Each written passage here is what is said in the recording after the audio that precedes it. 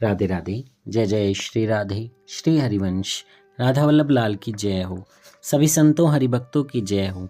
हमारे ठाकुर जी महाराज की जय हो। युगल जोड़ी सरकार की जय हो। हमारे वृंदावन धाम की जय हो। भगवान श्री कृष्ण की जय हो। डोंगरे जी महाराज की जय हो। जय श्री राधे। बहुत बहुत स्वागत है आपका हमारे चैनल में। हम श्रीमद् भागवत के दशम स्कंद से भगवान वृंदावन लीला का आरंभ, बकासुर और अघासुर उद्धार की कथा का श्रवण कर रहे हैं। आइए इस कथा को आगे श्रवण करते हैं और आज इस प्रसंग को संपूर्ण करते हैं। जय जय श्री राधे। श्री हरिवंश। बहुत प्यारी कथा का हम श्रवण कर रहे हैं। बहुत दिव्य दिव्य बातें हमें सुनने को मिल रही हैं। जय हो। लेकिन आइए कथा शुरू करने से पहले हम श्लोक का श्रवण कर लेते हैं। सच्चिदानंद रूपाय विश्वोत्पत्त्यादि हेतवे तापत्रे विनाशाय श्री कृष्णाय वयं नमः। जय श्री राधे। जय श्री हरिवंश। तो हमने बहुत सारी वृंदावन लीला कैसे आरंभ हुई और कैसे अघासुर का वध हुआ ये हम श्रवण कर रहे थे। साथ साथ बहुत प्यारी प्यारी ज्ञान की बातें भी हम श्रवण कर रहे थे। तो आइए अब इस कथा का आगे श्रवण करते हैं। प्रभु मेरी पाप वासना का नाश करो। जब मैंने पाप किया था तब आप भी वहाँ उपस्थित थे। मुझे सजा दीजिए, क्षमा भी कीजिए। मनुष्य स्वयं जानता तो है कि वह क्रोधी है, कामी है। आजकल के लोग धन को अपने सीने से चिपकाए रहते हैं, किंतु प्रभु को दूर ही रखते हैं। अकेले कहीं भी ना जाओ। ठाकुर जी को हमेशा अपने साथ रखो। ठाकुर जी को अपने साथ रखने का यह अर्थ नहीं है कि उनकी मूर्ति या छवि को जेब में रख लिया जाए, किंतु आप उसे अपने हृदय में बसाइए। उनका स्मरण करो, उनके ही सानिध्य का अनुभव करते रहो। बालक जानते हैं कि कन्हैया उनके साथ होगा तो कोई डरने की बात नहीं है। कृष्ण को साथ लेकर वे सभी बालक नाचते कूदते अंदर चले गए। उनकी रक्षा के हेतु कृष्ण भी अघासुर के मुंह में उदर में गए। भागवत में समाधि भाषा का प्रयोग भी बहुत किया गया है। लौकिक और परमत भाषा गौण है। समाधि भाषा का अभ्यासी भागवत का अर्थ समझ पाएगा। विलासी के लिए भागवत समझना बड़ा कठिन है। जब नाद ब्रह्म और नाम ब्रह्म एक होता है तब पर ब्रह्म का प्रकाट्य होता है। पेट में जाकर भगवान ने विशाल रूप धारण किया तो अजगर का शरीर फट गया। अघासुर के प्राण ब्रह्मारंध से बाहर निकल गए। सभी बालक भी लाला के साथ बाहर आ गए। अघ शब्द का अर्थ है पाप। अघासुर पाप का ही स्वरूप है। जो पाप में रममाण रहता है वही अघासुर है। पाप करने में सुख मानने वाला व्यक्ति अघासुर है। कई बार पापी व्यक्ति सुख में जीता हुआ दिखाई देता है, किंतु पाप के कारण नहीं, उसके किसी पूर्व जन्म के पुण्य के कारण ही वह उसे सुख मिल रहा होता है। अन्यथा पाप के परिणाम तो दुख ही हैं। पापी ना तो कभी सुखी होता है ना कभी होगा। कोई पुण्यशाली दुखी होता हुआ दिखाई दे तो मान ले कि उसके किसी पूर्व जन्म के पाप का फल उसे मिल रहा है। पुण्य का फल दुख नहीं है। पाप के जाल से छूटना आसान नहीं है। पाप का भान होने पर भी मनुष्य पाप कर्म छोड़ नहीं पाता। जब तक पुण्य का फल बढ़ता नहीं है तब तक पाप की आदत छूटती नहीं है। पाप की आदत बड़ी बुरी है। पाप को मन में कभी नहीं बसने देना। मनुष्य शरीर की अपेक्षा जीव से, जीव की अपेक्षा आँखों से और आँखों की अपेक्षा मन से अधिक पाप करता है। जब तक इंद्रियां पाप करने की आदी हैं तब तक भक्ति रस मिल नहीं पाता। इंद्रियों की गगरी में भक्ति रस भरना है तो पहले उसे निष्पाप करो।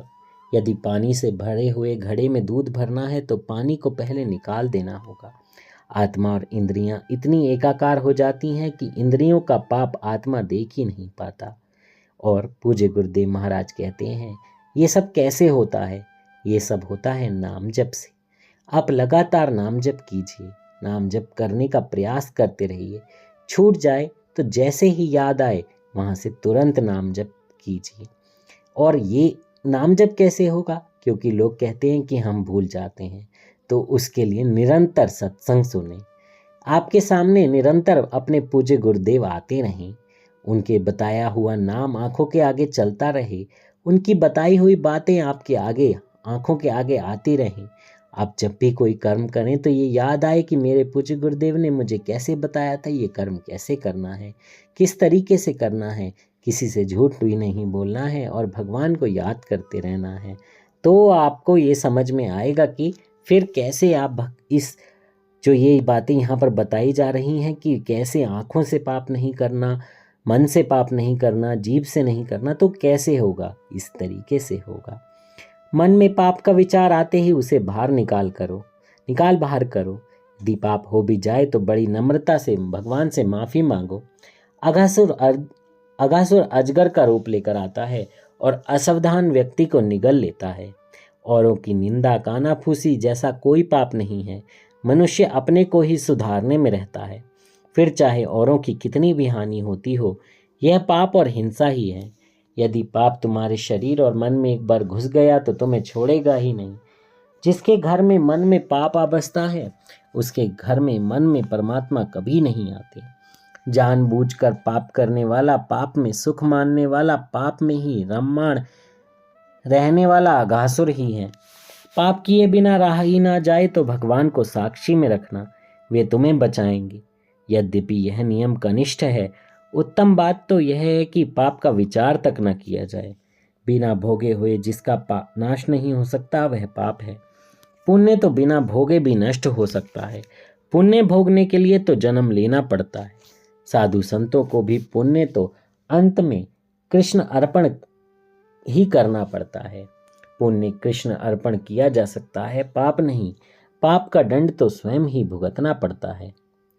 प्रारब्ध कर्मणाम भोगा देवशः। किसी महापुरुष सुपात्र साधु संत की कृपा होने पर ही पाप की वासना नष्ट हो सकती है। कई बार तो अंतरात्मा की अनिच्छा होने पर भी पाप हो जाता है। गीता में अर्जुन ने भगवान श्री कृष्ण से एक सनातन प्रश्न पूछा था, अनिच्छा होते हुए भी जीव पाप में क्यों प्रवृत्त होता है? यह पाप क्यों करता है? इच्छा ना होने पर भी उसे पाप क्यों करने पड़ते हैं? तो भगवान कहते हैं, काम एशे क्रोध एशे रजोगुण समुद्भव। रजोगुण में से उत्पन्न हुए काम और क्रोध मनुष्य के प्रमुख शत्रु हैं। वे ही उसे पाप की ओर घसीटते रहते हैं। ताली बजाते हुए बालक पहले नाद ब्रह्म में लीन हुए और बाद में उनका मन पर ब्रह्म से जा मिला। वैसे तो सभी बालक सारे दिन की लीलाएं अपने माताओं को उसी दिन सुनाते रहते थे, किंतु इस अघासुर वध का प्रसंग 1 वर्ष बाद सुनाया। अर्थात कृष्ण ने अपने 5वें वर्ष में ही अघासुर का वध किया, किंतु बात 6ठे वर्ष में बतलाई। परीक्षित राजा ने पूछा कि उन बालकों ने ऐसा क्यों किया? 1 वर्ष तक छुपाए रखने का क्या कारण था? परीक्षित के इस प्रश्न पर सुखदेव जी को उस प्रसंग का, उस रहस्यमय लीला का स्मरण हो आया। वे समाधि में लीन हो गए। कुछ देर बाद धीरे धीरे जब बाह्य दृष्टि प्राप्त हुई तो कहने लगे, सुनो राजन, ब्रह्मा ने उन गोप बालकों का अपहरण किया था। वहां से वे 1 वर्ष बाद लौटे तो 1 वर्ष के बाद ही अपनी बात कह सुनाई। सुखदेव जी ने 13वें और 14वें अध्याय में विस्तार से समझाया है।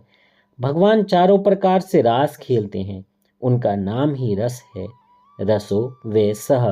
परमात्मा दिव्य रस स्वरूप है, उनके साथ मिलना रास है। रास का अर्थ है ब्रह्म से मिलन, रास का अर्थ है कृष्ण संबंध, ब्रह्म से संबंध। जीव जब ईश्वर के साथ एक हो पाता है तभी कृतार्थ होता है। गोकुल के गायों की इच्छा थी कि वे प्रभु के साथ एक बने। अब यह कैसे हो पाएगा?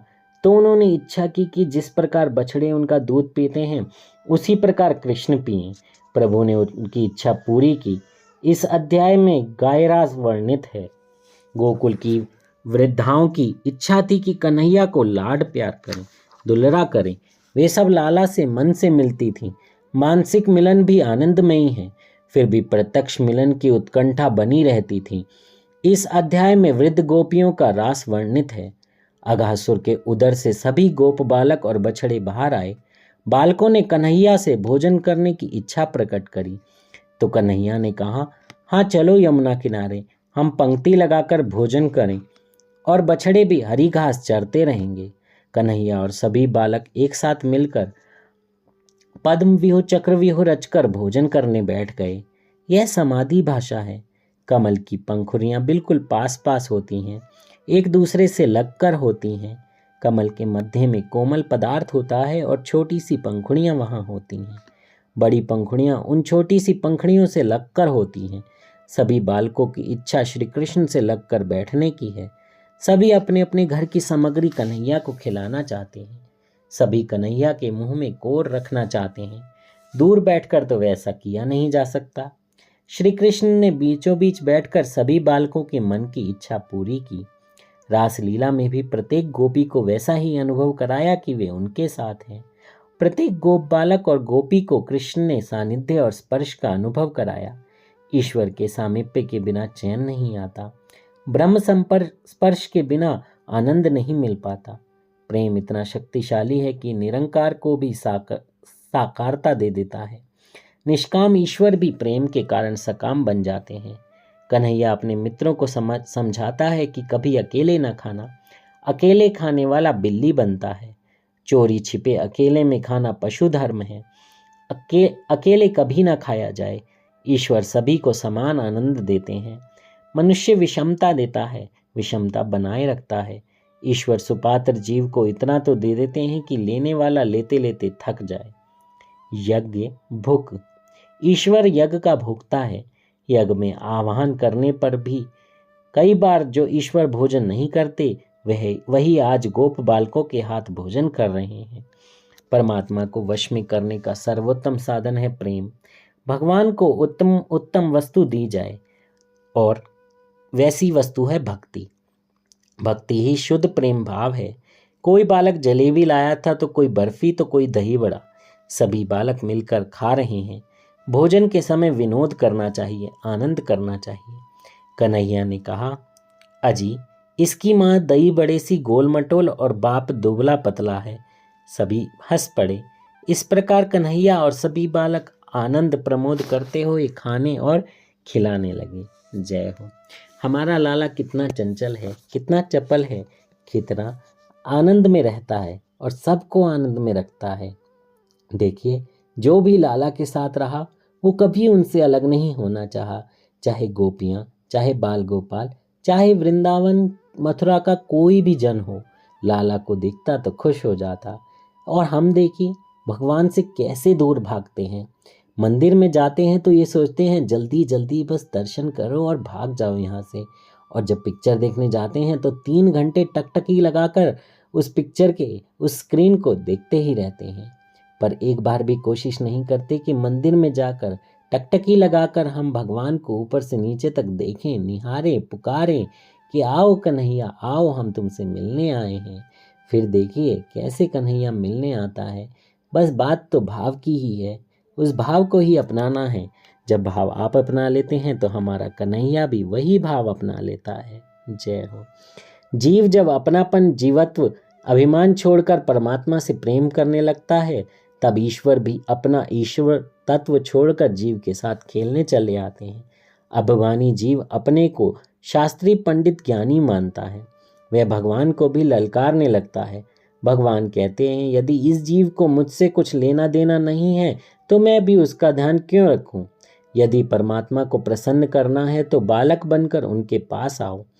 गोप बालकों के साथ भोजन करते हुए भगवान की शोभा तो देखिए। जय हो। बड़ा ध्यान से सुनिएगा, बहुत आनंद आएगा। जय हो। उस समय श्री कृष्ण की छटा सबसे निराली थी। उनकी कमर में बांसुरी बंधी हुई, बगल में सींग और लकड़ी थी। बाएं हाथ में घी युक्त दही मिले हुए चावल का ग्रास था। उंगलियों में फलों का अचार था। चारों ओर गोप बालक बैठे हुए थे। वे सभी के मध्य बैठकर सभी बालकों के साथ विनोद करते हुए भोजन कर रहे थे। स्वर्ग के देवता भी इस अद्भुत लीला को आश्चर्य से देख रहे थे। इस लीला को मन में देखकर आनंद करो। वृंदावन, यमुना का किनारा, फलों से झुके हुए वृक्षों की छटा, नीचे बैठे हुए कृष्ण और गोप बालक आदि की मन में कल्पना करोगे तो आनंद मिलेगा। जय हो। आंखें बंद कीजिए और 2 मिनट इस पहरे को दोबारा श्रवण कीजिए और आनंद लीजिए। जय हो। सच्चा वैष्णव मन से तो हमेशा वृंदावन में ही रहता है। तन चाहे जहाँ हो, मन तो वृंदावन में ही होना चाहिए। भावना भक्ति को सफल करती है। खाना कोई पाप नहीं है। खाने के लिए ही तो भगवान ने ये सारे खाद्य पदार्थ उत्पन्न किए हैं, किंतु भगवान को भुलाकर भगवान को अर्पण किए बिना खाना ही पाप है। कई लोग कहते हैं कि आज तो उनका एकादशी का उपवास है, किंतु अकेले में ढेर सारा खा लेते हैं। खाना नहीं, किसी से छुपाकर चोरी छिपे खाना पाप है। अघासुर को जब कन्हैया ने मोक्ष दिया तो ब्रह्मा को आश्चर्य हुआ। वे इधर देखने के लिए आए कि यह कन्हैया कौन है। यहाँ आकर देखा तो कन्हैया को गोप बालकों के साथ भोजन करते पाया। जय हो। ये बहुत प्यारी लीला है। जब ब्रह्मा जी देखते हैं कि कन्हैया ऐसे मुख से ग्रास निकाल कर खा रहे हैं तो उन्हें माया का एक प्रकोप छा जाता है। सोचते हैं ये हमारा कन्हैया नहीं है, अरे ये तो कोई और है, और वो उनकी गोप बालकों का हरण कर लेते हैं। और बहुत प्यारी लीला फिर यहाँ पर होती है कि पूरे 1 साल तक कृष्ण ही हर रूप में, हर बाल गोपाल के रूप में आकर अपनी लीला को संपूर्ण करते हैं। और फिर ब्रह्मा जी को इसकी सज़ा भी दी जाती है, पनिशमेंट भी दी जाती है, और ब्रह्मा जी के साथ विनोद भी किया जाता है जब ब्रह्मा जी को ही ब्रह्मलोक में जाने की आज्ञा नहीं मिलती है। हमारे कृष्ण की बहुत प्यारी प्यारी लीलाएं हैं, बहुत आनंदमय लीलाएं हैं। इतनी सारी लीलाएं हम श्रवण कर रहे हैं, बट आज की लीला को हम यहाँ विश्राम देना चाहेंगे। और इसके बाद हम कल तपस्वी ब्रह्म ऋषि शांडिल्य जी, पूर्णमासी और मधुमंगल जी का श्री कृष्ण प्रेम, ये इन कथाओं का श्रवण करेंगे। ब्रह्मा जी की लीला अभी नहीं है, वो जब आगे आएगी तो हम उस लीला का भी श्रवण जरूर करेंगे। मैंने यहाँ थोड़ा सा संक्षेप में बताया है। जय श्री राधे, जय श्री कृष्ण। राधा वल्लभ लाल की जय हो। कथा कहने में मुझसे कोई त्रुटि हो गई हो तो क्षमा कर दीजिएगा। और देखिए कृष्ण प्रेम की कितनी महिमा बताई गई है, भक्ति की कितनी महिमा बताई गई है। इस भाव से ही कृष्ण मिलते हैं, प्रेम भाव से ही कृष्ण मिलते हैं। हमारे युगल जोड़ी सरकार मिलती हैं, हमारे राधा वल्लभ लाल मिलते हैं, हमारे सभी संतजन भी इसी कृपा से मिलते हैं।